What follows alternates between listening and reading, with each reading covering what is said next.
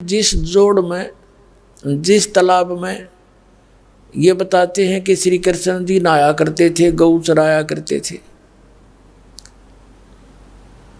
उसमें स्नान करो, वो तीर्थ उत्तम बताते हैं। और जिस गोवर्धन को उठा करके इंद्र को हराया था, इंद्र ने बहुत जबरदस्त मूसलधार वर्षा कर दी थी वर्ज डबोने के लिए, उस क्षेत्र को डबोने के लिए।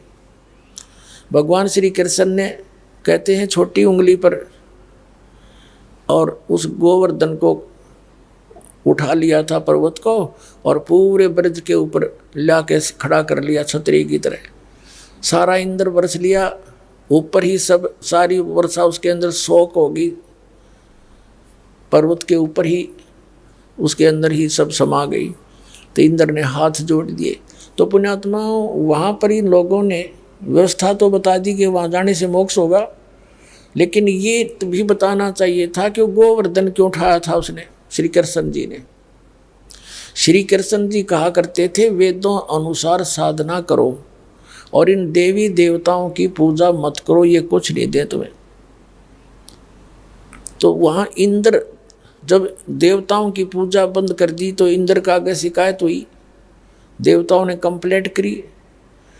तो इंद्र फिर चला सबक सिखाने के लिए कि हमारी पूजा छोड़ने वालों के लिए कितनी आपदाएं आएंगी। तो इस उद्देश्य से उसने ब्रज को डुबोने की चेष्टा की थी।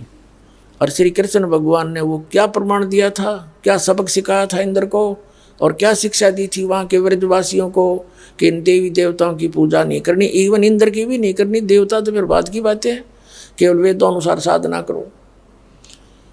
अब ये ना बता देर वो पूजा कराऊँ हम इन्हीं की सारी देवताओं की वहाँ पर।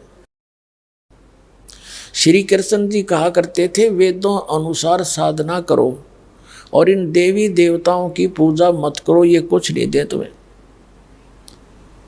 तो वहाँ इंद्र जब देवताओं की पूजा बंद कर दी तो इंद्र का आगे शिकायत हुई, देवताओं ने कंप्लेंट करी। तो इंद्र फिर चला सबक सिखाने के लिए कि हमारी पूजा छोड़ने वालों के लिए कितनी आपदाएं आएंगी। तो इस उद्देश्य से उसने ब्रज को डुबोने की चेष्टा की थी। और श्री कृष्ण भगवान ने वो क्या प्रमाण दिया था, क्या सबक सिखाया था इंद्र को, और क्या शिक्षा दी थी वहाँ के ब्रजवासियों को कि इन देवी देवताओं की पूजा नहीं करनी, इवन इंद्र की भी नहीं करनी। देवता तो फिर बात की बातें हैं, केवल वेदों अनुसार साधना करो। अब ये ना बता देर वो पूजा कराऊँ हम इन्हीं की सारी देवताओं की वहाँ पर। अपने आत्माओं, वो तो एक जैसे यादगार हैं, वो तीर्थ जैसे गोवर्धन पर्वत है, वो याद ताज़ा करता है कि ऐसी घटना घटी थी। उसको कोई देखने जाता है इस उद्देश्य से कि सचमुच यहाँ ऐसी घटना हुई थी और वो प्रमाण है। वो तो एक विजिट है, वो पूजा नहीं है। और केवल ये जाते हैं, प्रत्येक वर्ष जाएंगे वहाँ माथा टेक फेरी ला के आवाएंगे, उसका कल्याण होगा। 15 दिन जाते हैं, कई तो यहाँ तक श्रद्धालु हैं। और फिर उस तालाब में नहावाएंगे तो कल्याण होगा, कोई बात हुई है। फिर या गीता वेद तो फेल हो गए, तो उस जोड़ में नहाते हैं कल्याण होगा, तो हद होगी भाई।